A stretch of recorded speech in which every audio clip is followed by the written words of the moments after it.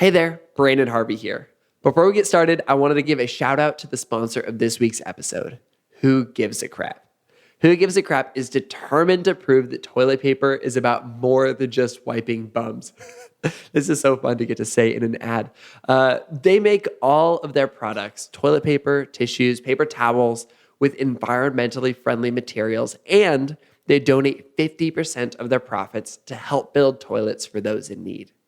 To date, they've donated over 1.2 million Australian dollars to charity. And for those of us in the United States, that's like $950,000 plus, something like that, and saved a heck of a lot of trees, water, and energy. Honestly, that is not too shabby for a toilet paper company. Who Gives a Crap is offering Sounds Good listeners $10 off their first order with the promo code SOUNDSGOOD. To get toilet paper delivered right to your door, make a difference in the world, and support this podcast, just go to whogivesacrap.org/soundsgood and use the discount code SOUNDSGOOD. One more time, that's whogivesacrap.org/soundsgood and use the discount code SOUNDSGOOD. Who gives a crap? Good for your bum, great for the world. All right, now here comes the show.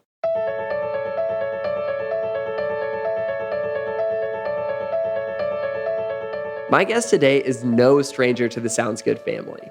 We had Amber Ray on the podcast a little bit more than a year ago, and I absolutely loved my conversation with her. She's one of my favorite human beings.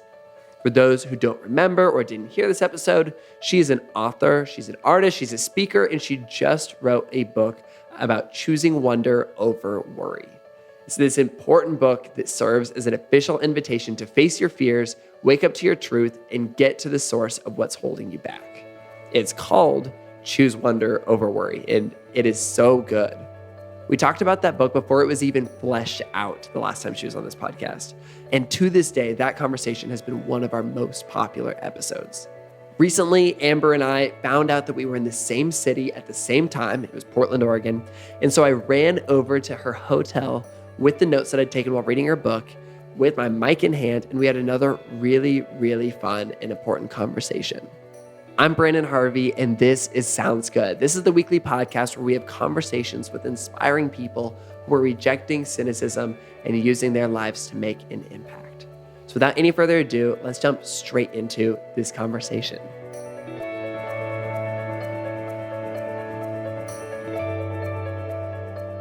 How have you been? I feel like I've been the best I've ever felt in my life. Really? I feel really in my element. That's incredible. I feel like I'm doing the thing I was here to do. Would you tell me if you weren't feeling that way? Oh, yeah. Totally. I mean... I believe it. Yeah. And it's, I think the biggest realization is that this is my life's work. Yeah. Of course, there's days that are challenging. My schedule is more packed than it's ever been in my entire life. I have less time for self-care and relaxation, especially like right now on a tour. Yeah. Where I have back-to-back interviews.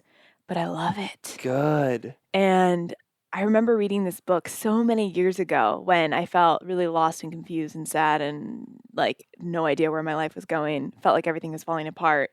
And I read this book called Finding Your Own North Star by Martha Beck. And in it, she talked about the difference between a social self and an essential self. And the social self is who you show up to as the world in order to sort of belong and be accepted. And the essential self is like who your truth is. And she tells these stories about when people are living from their essential self, even if things are hard, even things are challenging, even if it's like, they'll face the biggest difficulties of their life. But because they're living from their essential self, there's this sense of flow and effortlessness. Interesting. And I feel like that's what I've tapped into. And so your social self has merged into, or it's shifted to be a lot more a part of your essential self.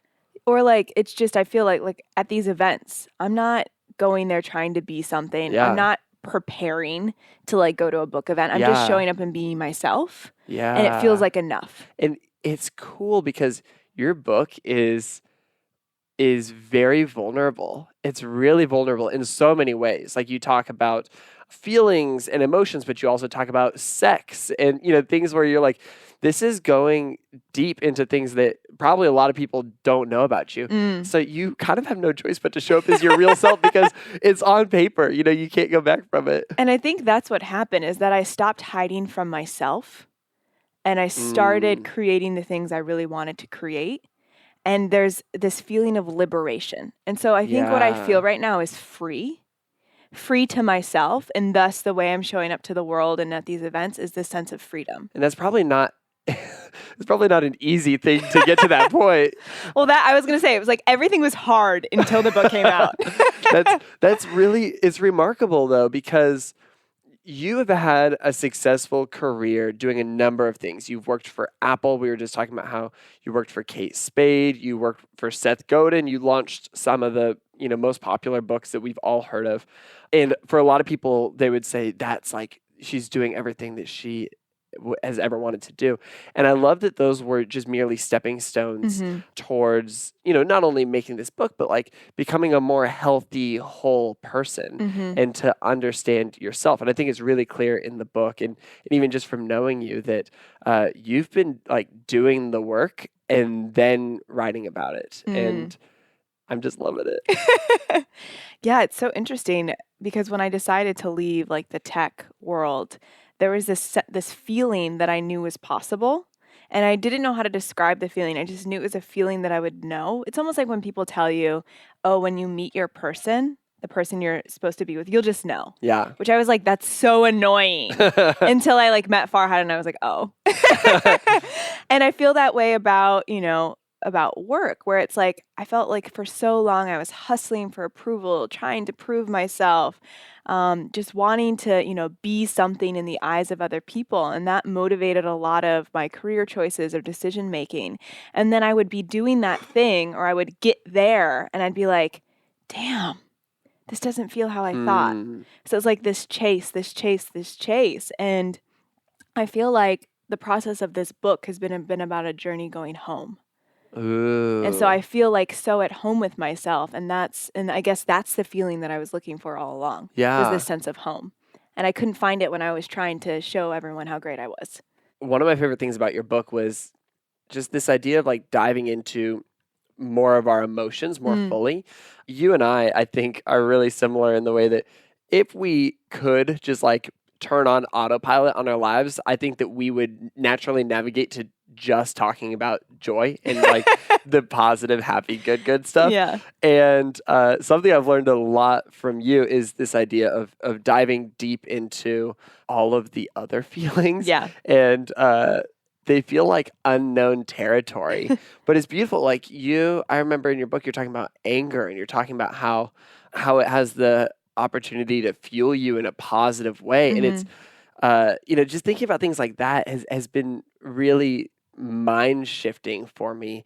How do you feel like people's reception is? I mean, the book is only, a few weeks old, but have people been responding to, this idea of like diving deeper into your emotions so far? Yeah. And, honestly, I was afraid of that. I was like, did I go too dark? Because if you open the table of contents, it's like meet shame, meet anxiety, meet perfectionism, meet imposter syndrome. And I was like, am I going to terrify people? Instead of saying like from imposter syndrome to, whatever it is, or from from shame to compassion, or like, I wasn't putting a positive spin on it, but I did that really intentionally because, for a long time I was a positivity-aholic where I pushed away the trickier or quote unquote darker, or sometimes people love to label them negative emotions.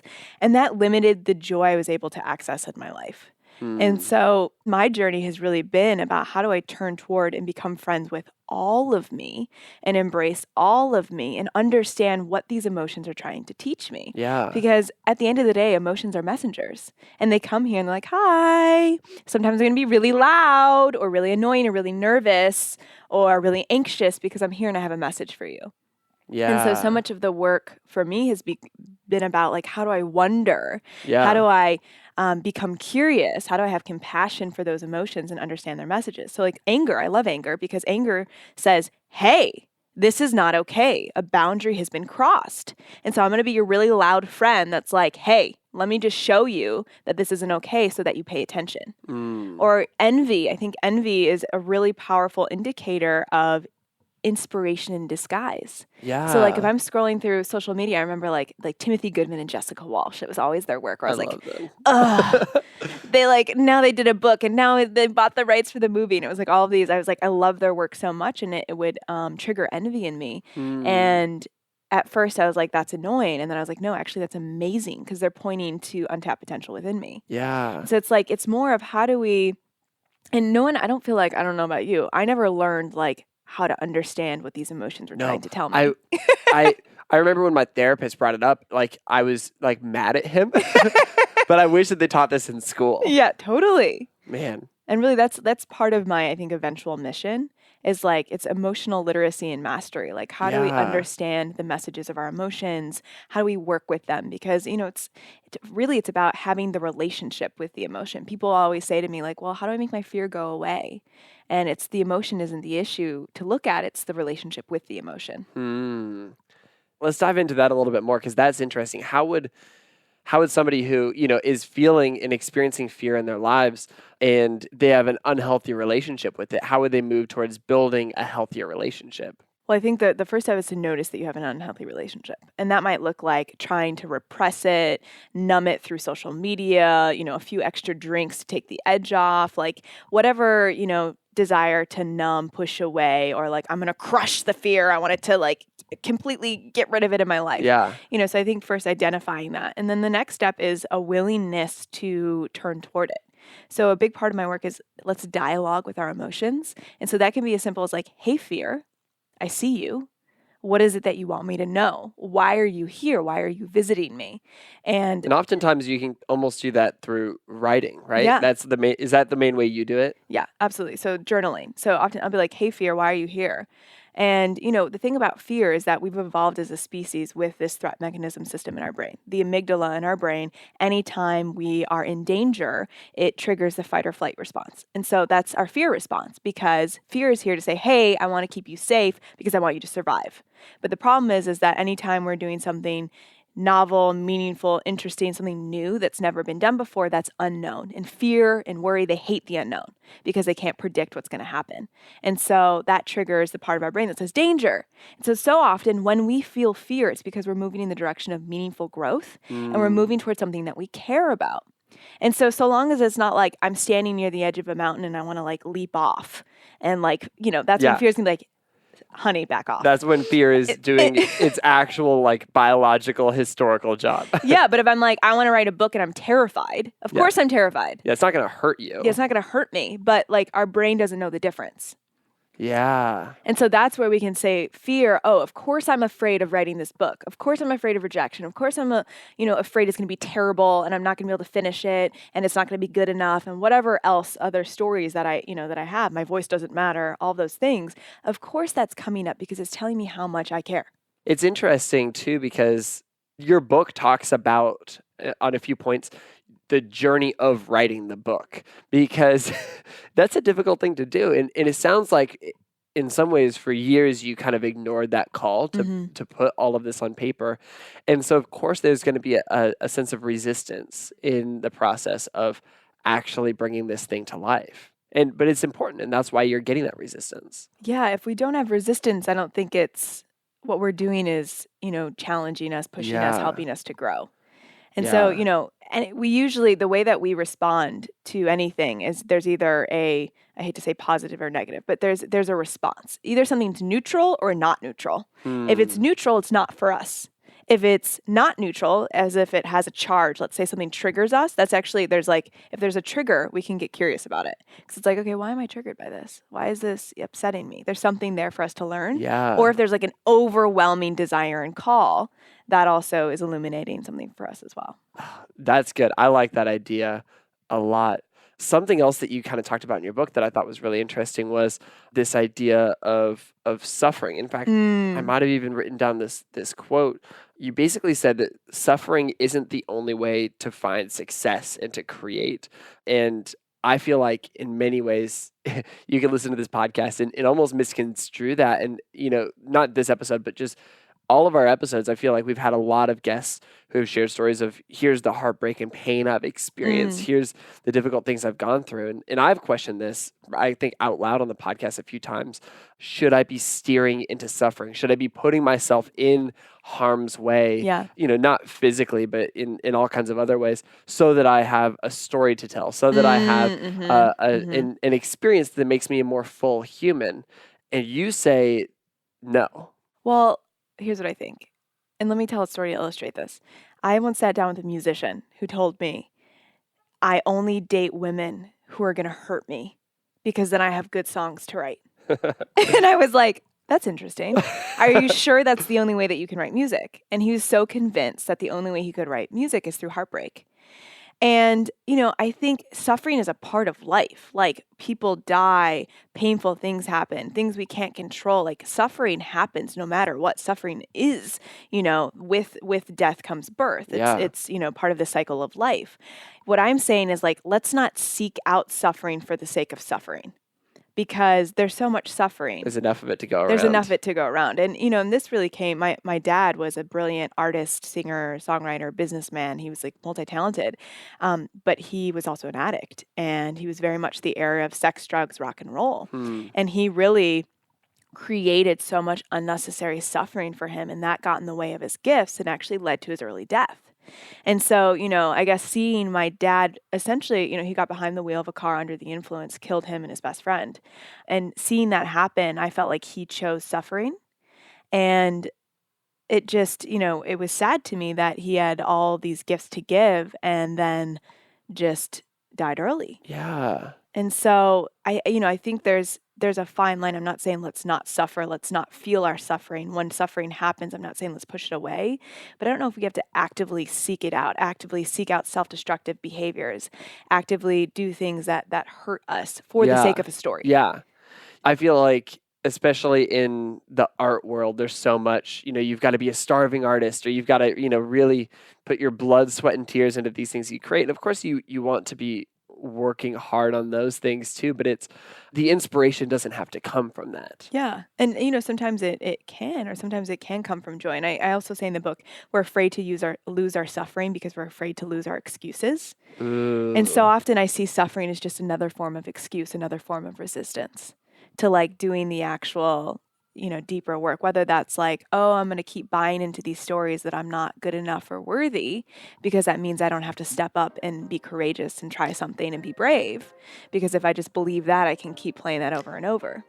And so, of course, if you're suffering, feel the suffering and be willing and be courageous to move beyond it.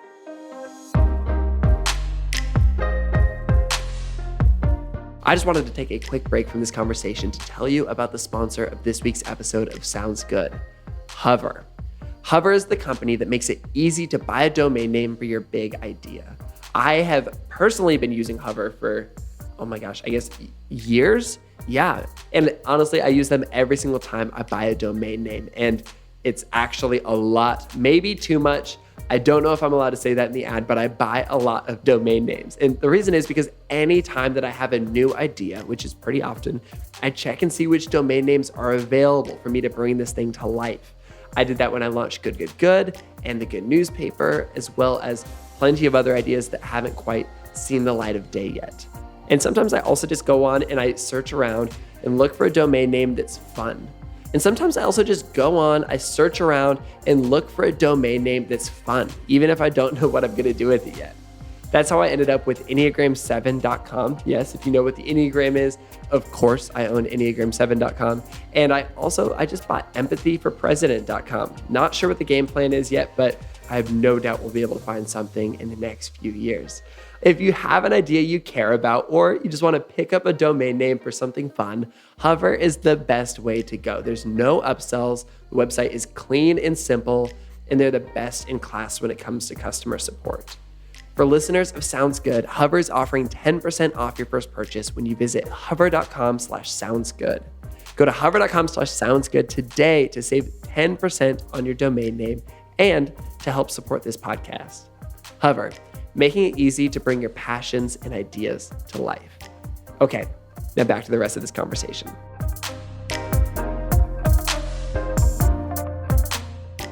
Your book, I mentioned this earlier, but it's really vulnerable, and it seems like you're sharing a lot of things that you haven't shared before.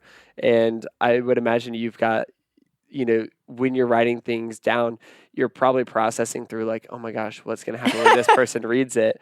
What were Oh what were some man. of the most difficult things to include in this book? The writing process was so hard because the Ah, editor in my head was like, you cannot say that. you You probably had to tell cannot yourself, this publish isn't this. going in. I just got to write it down. Well, and that's I went to this workshop with Cheryl Strayed, and she said, there's the book you write and there's the book you publish. And that really Oh, liberated me because I was like, this is just the book I'm writing, but not publishing. Like that, because I like my perfectionist. Her name's Grace, and she's this 30-something British woman. I've created a whole character around her. And in your head. In my head. So she's like, hello, I'm Brace. I want everything in a very neat and tidy box. And Amber, you dare not say that because you might upset and ruffle people's feathers, and we are not allowed to do that because you must be a good girl. So, but I talk about this moment when I nearly, I felt this impulse to cheat on Farhad. And I felt this like intense sexual attraction to someone else, which I had never experienced before. And it brought up all these questions and brought up all these feelings of guilt and like I was doing something wrong and I was a horrible partner and we weren't meant to be together. And I really go into deep, vivid detail about my experience around that. And I even say in the book, instead of sleeping with him, I slept on it. And, really paused and exited myself from that situation. And then, what happened, the aftermath of that. Because I felt like I needed to be really honest with Farhad and tell him all the feelings that came up for me and, that some of the doubts it was bringing up in our relationship, which was like one of the hardest conversations ever because he froze, broke down, cried. It was like we were hysterical together, really shut me out. And it happened to be when he was like, he flew to England and we met there to meet my family. So it was like all going down while he's meeting part of my family. And so my mom's involved. My mom's like, what's going on? And she's like, it was so Man. intense.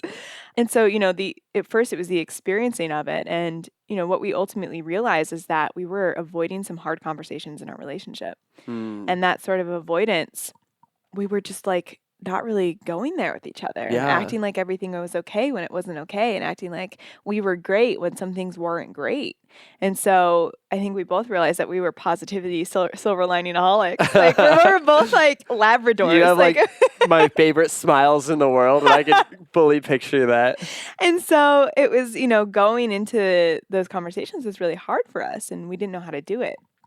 But, that interaction with that other guy really opened the door for us to go deeper. And so first it was like experiencing it and then like meeting with, different therapists and talking to people about it. And I remember something Esther Perel said, which was like, your first relationship is over. Do you want a new one? When I heard that, I was like, oh, yeah, our first relationship has ended. The relationship of pretending everything's okay when it's not.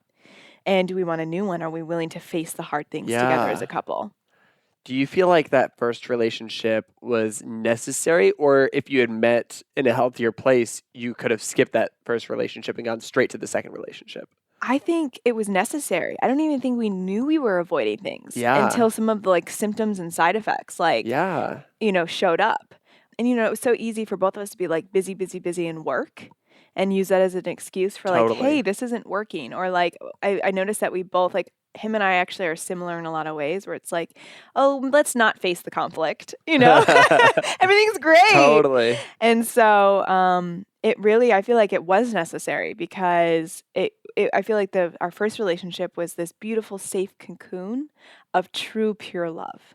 And so it was like almost like we didn't want to mess up the cocoon. Yeah. We didn't want to shake or rock the boat because it was so good. Yeah. But then it was like, all right, we gotta rock the boat. And I feel like we rocked the boat for like a year where it was like constant rocking, constant hard conversations, constant it was just like, woo. Was it feeling good as you were doing it, or you just knew that there was going to be good on the other side? Or neither? I'm making this face right now where you can see me like, it's a great face. It's like you just bit into a lemon.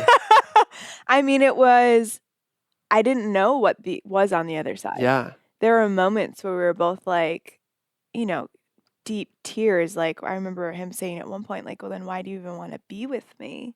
And it Hmm. was like there were hard conversations. And so I felt like I was in a boat and it was pouring and I was in the middle of the lake and I couldn't see the other side. And so I think the hard part for me was just staying there and knowing it was okay. Like, it's okay to be here. It's okay that it's pouring. It's okay that the boat is shaking. It's okay that him and I are not on the same page currently. It's okay. And allowing it to not be okay was okay, was okay. Yeah. That was I think the biggest lesson for both of us. It's okay to not be okay right now. Mm-hmm. And then, I feel like there was a moment where there was a break, there was an opening where and I can't even really pinpoint it. I felt like it was like a slowly climbing up this mountain or something. And then we both were like, something opened up. That's Suddenly amazing. the sun came out a little bit. And we were Good. able to see the sunshine and be like, okay, we can do this. We can Yeah. go there together. That's so good. I really like you guys too. You two together. Yeah, me too. And now it's like, I feel like we're able to navigate conflict challenges. Yeah. Like, because, we were both like triggering each other. Totally. And then it was like, we were in a triggered state and now we can notice the trigger. Yeah. And be like, okay, we have a fresh sour cherry. So like, if we're like getting into our head or our ego's taking over, we'll be like, sour cherry. Let's talk about this. What was the trigger? What happened? Let's get curious. Is this a safe space for us to talk about this? That's interesting. And is the answer sometimes no, that it's not a safe space? Yeah. Sometimes it's like, no, I need space. Yeah. That makes sense. And so you can kind of like address it later. I feel like when Sammy and I have conflicts, and we've had to work so hard in the last 2 years of marriage to choose to have conflict because we naturally, just based off of kind of our personalities, she naturally avoids conflict and I naturally avoid pain. And so if I know that conflict is something that she doesn't like, then that brings me pain because she's experiencing that and she doesn't, like it just creates this whole cyclical thing. But we've learned that when we both choose to dive into conflict, it's definitely difficult in the moment. And sometimes it's difficult for, not just the hour-long conversation, but, a few days or a few weeks. But on the other side of that, it's always so good and so intimate and connective. And I think that's actually been one of the biggest ways I've learned this lesson of tapping into my true emotions and not just riding this happy high all the time. Totally. Yes, can relate to all of that. In your book, you talked about addiction and you talked about kind of struggles you've had in the past. And you talked about, what was it, Adderall? Yeah. And it's interesting because you bring up Adderall and all of a sudden I start thinking about like addictions that I have that are much like, they're not necessarily drugs where it's just like, oh, I turn towards travel sometimes to fill this exact same void, or I turn towards, social media or work or like donuts, whatever it is. It's just like the things that bring me joy that I can kind of collect these experiences and ride them as a high to ignore the other things going on in my life. It was really interesting how like diving into your book, diving into that part of your story, it brought up things in my own life and it was very relatable, even though, I've never probably had Adderall in my life. Yeah. Well, I'm glad to hear that because that was my intention.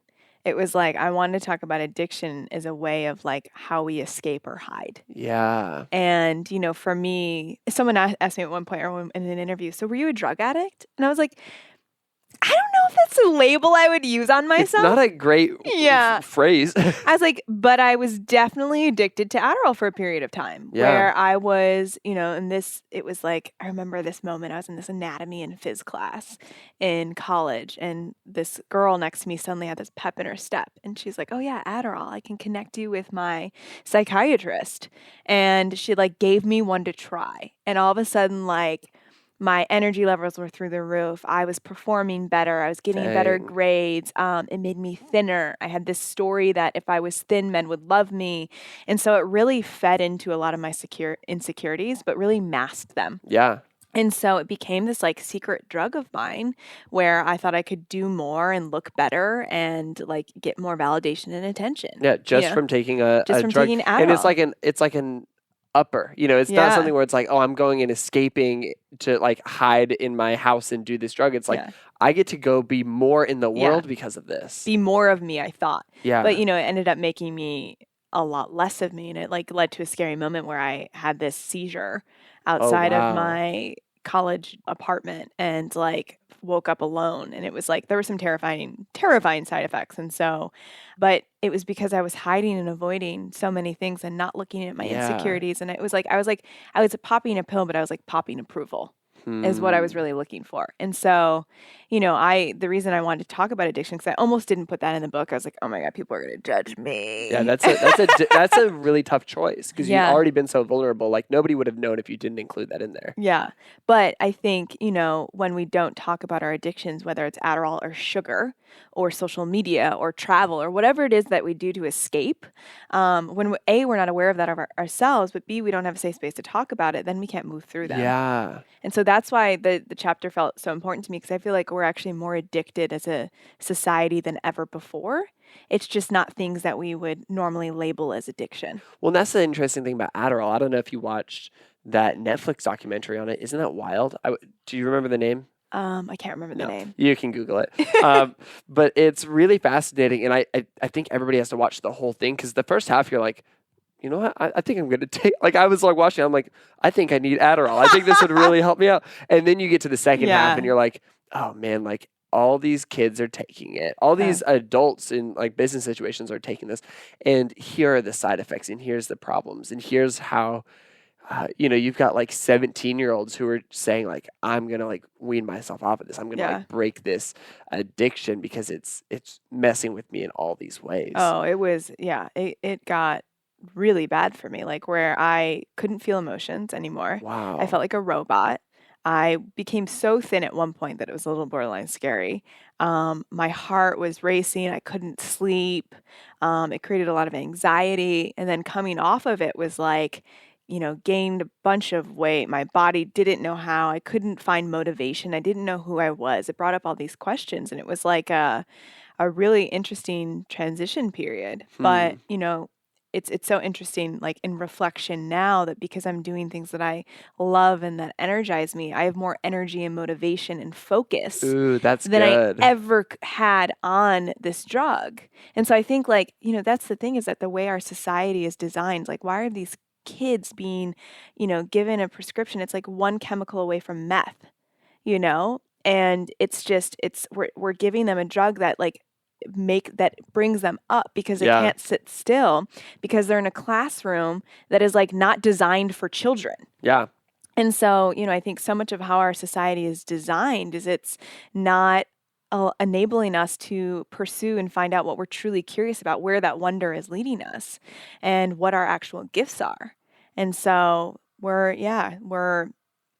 literally socializing the wonder out of our society. And when you come out of that high, you still have all of the same problems you've been ignoring. Mm-hmm. And so it's best to just start dealing with it. But I mean, we were talking about this before we started recording. It's just not easy. And it's in some ways, I'm so glad your book is called Wonder Over Worry and not like decide to feel all the feelings you want to ignore, because nobody wants a homework assignment, but you do such a good job in this book of guiding people through the process and just like you did just now, like sharing the benefits of doing this and not just like it's wrong if you do that. Like it's just like, here's the open door, here's the opportunity, here's what's in front of you, because I've been there and I've gone through this journey and I'm still going through this journey. Yeah. And it's, when we face the hard things, it's freedom's on the other side. And, that's what I always have to remember, because I'm like, I don't know. I don't want to do that thing. I don't want to look at it. But it's like, I know that alignment, truth, and freedom and expansion are closely nearby. Another thing you talked about in the book was just this idea of, if it's not an act of love, why even take this action? Tell me a little bit more about that, because I really connected with that idea, because I feel like all day long I get asked to do things that aren't acts of love. Yeah. So when I was in this phase of hustling for approval and thinking that I had to do something to be worthy or enough, I met this woman named Glenda, and well, that's her name in the book, because I changed everyone's Secret names. Anyway, name. secret name. Except for Farhad. Real Except name. for Farhad, yeah. So I met this woman and she just like danced into my life at this perfect moment. It was so random and synchronistic. I was at this cafe. She came in with this dress that looked like a Picasso painting and she like was early and I just stopped her and told her, wow, I like feel your energy. And so she ended up sitting down for a bit and she like goes into this whole story about how she, for most of her life was trying to prove to everyone that she was enough and like went to law school and became a successful lawyer and did all the things. And then one day was like, wait, this is all a game. Like, this is all a game. And actually, no one's actually paying attention to me. And so who am I and how do I want to live? And so she went on to become like a successful jewelry designer and fashion designer. And she like literally like did Broadway shows and like did everything and just was like, oh, I'm just going to pursue and do things that are acts of love and trust that everything, comes and happens from there.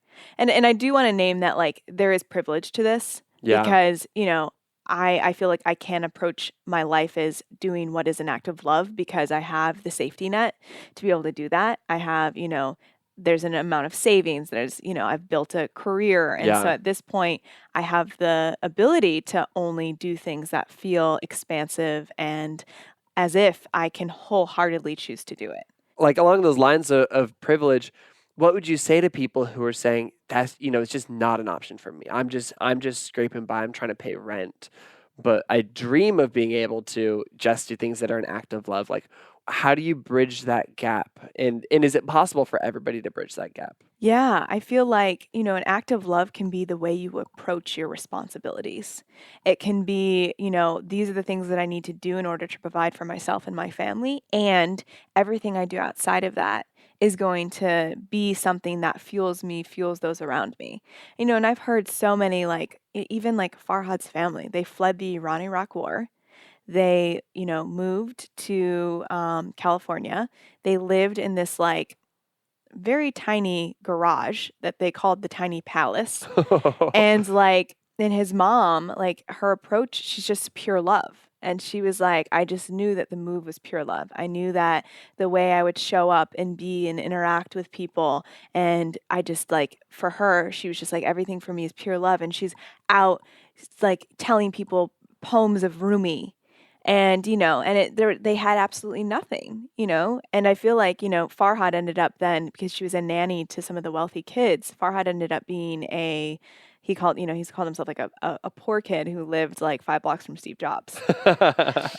And he like really approached his life as I'm going to really go for it. Like he knew he needed to like he started working when he was 13 in Stanford Food Services because he was helping provide for the Oh, family. wow. But still like this act of love. So I think though, our way of being can be love and what we approach and just knowing, what our responsibilities are and the space we create outside of that. And I feel like it opens doors.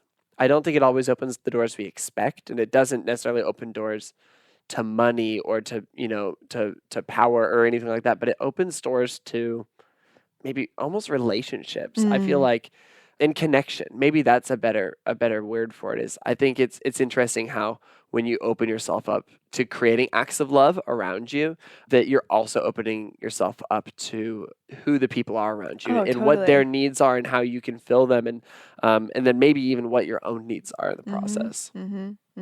Totally. Man. And I want to go back to like Yeah. the acts of love and the privilege piece because I love what you're alluding to there. Like actually it doesn't cost anything to be love. Yeah. To be love to yourself, to be love to other people. Like that is the ultimate like act of love. Yeah. And that doesn't have, it doesn't take away from anything. It doesn't actually take much time.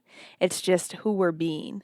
And I think if we be love, then as you said, it opens doors. Yeah. It like opportunities, like I think of Farhad who like was this curious kid and then ended up like getting the guys who created Ben and Jerry's as a mentor. Whoa. Because he like forced his way into like a Stanford classroom, like even though he wasn't attending and like I don't know, but I think it's just it's a way of being that we can always choose to embody. And it's not an easy choice. It's not necessarily like, oh, just choose love. It's like, no, you have to choose love.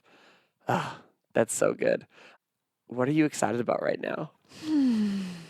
I'm excited that I'm going to the spa this afternoon. Good. Because good. I have been going You've been going hard. nonstop. Like, I have no concept of what a weekend is anymore Yeah. because I've had so many events on weekends, media all day. Like this afternoon's one of my first afternoons to like really like chill. I'm so glad you're protecting that time too.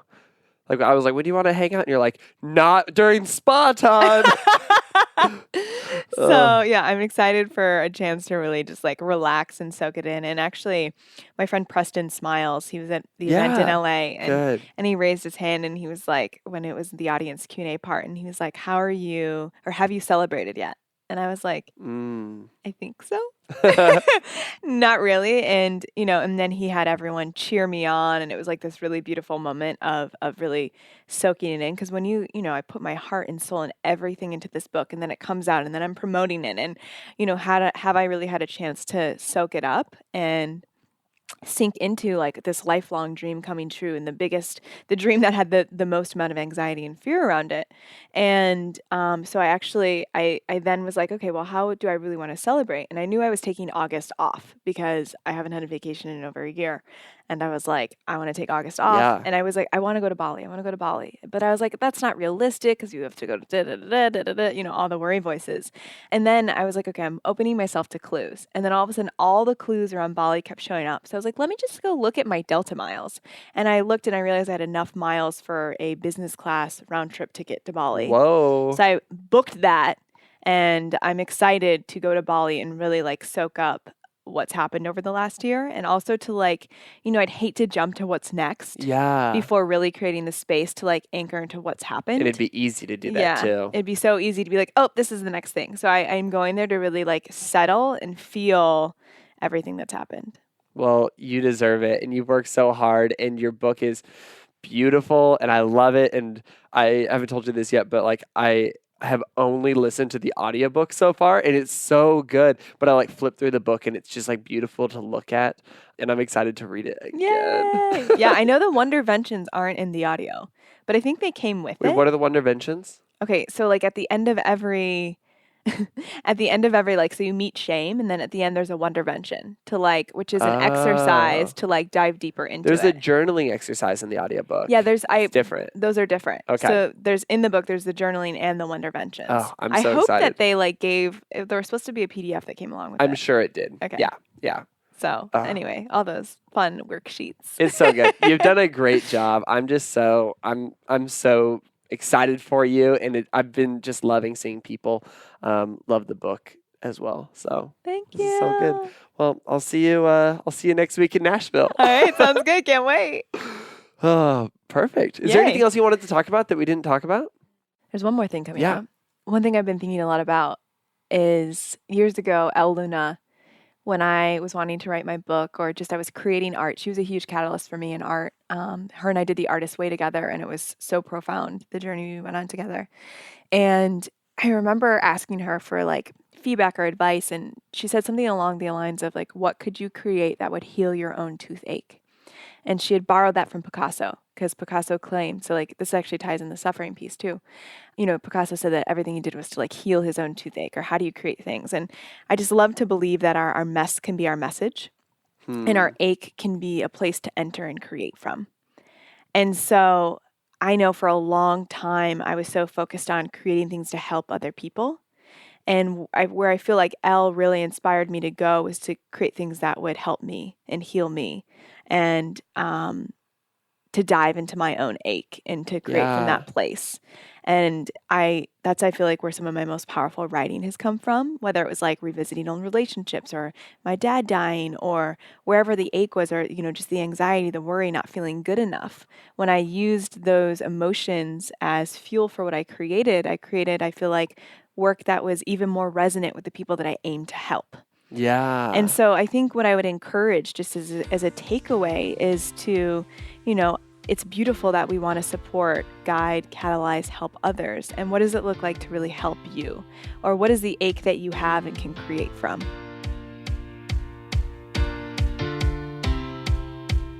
I love this idea that Amber wholeheartedly believes in, that our emotions are messengers. Sometimes they're really loud and disruptive, but they're trying to teach us something. we push them away, then we deny ourselves the opportunity to embrace all of who we are.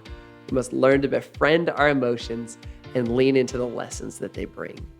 I'm so challenged by Amber's work and her message that the way we speak to ourselves matters. With that being said, if you haven't already, please purchase and read Amber's book, Choose Wonder Over Worry. It's powerful, practical, and honest. It's the boldest kind of invitation you'll ever receive to be your truest self. And the cover is really pretty. I was telling Amber, I just like seeing it on my Instagram feed when my friends are posting it. It's really, really fun. Amber is currently on tour for her book. And if you're listening to this episode, kind of around the time it comes out and you live in Nashville, Amber is coming to Parnassus Books on Saturday, June 16th from 2 p.m. to 4 p.m. And I'll have the privilege of interviewing her in front of y'all, this crowd of people who are showing up. And I'm really excited about it. There'll be lots of truth-telling, raw stories, and a chance to ask Amber questions about the book or whatever you want to ask her questions about. Come say hi, come hang out with us. It'll be really fun. If you're new to Sounds Good, we would love for you to stick around, listen to a few more episodes. If you liked this episode in particular, you'd also love my past conversation with British visual artist Chantel Martin. She is so good. I love her work so much, and she embodies so many of these same ideas that Amber Ray believes in. You can find that episode and more than 100 other episodes by searching for Sounds Good wherever you listen to podcasts. This podcast was created by me, Branden Harvey, as a part of Good, Good, Good, a community that believes in the power of celebrating good news and becoming good news. Chad Michael Snavely and the team at CM Studio edit and mix the show, and Christy Karen Brock offers production support. You can get lots of hopeful stories on social media by following us everywhere at GoodGoodGoodCO, and we're about to cross the 10,000 follower mark on Instagram, and I'm so excited about this. Not because that number means anything, but because we decided a few months ago that when we hit 10,000 followers, we're gonna offer a really fun deal for every single one of our followers. So you're gonna wanna follow us at GoodGoodGoodCO, GoodGoodGoodCo on Instagram. And in just probably a week or two, I bet that we're gonna have a fun surprise for y'all. And if you don't already know, we also, in addition to making this podcast and sharing things on social media, we create a beautiful quarterly newspaper that celebrates the people, ideas, and movements that are shaping the world for the better. And it's a real life newspaper. It's very funny to be making in 2018, and it's available today. You can order it online at goodgoodgood.co. And on that note, that is a wrap for this week's episode. I can't think of a more important charge at the end of this episode than to go out and choose wonder, the empowering voice that's urging us to be who we are and pursue what matters most. Sound good?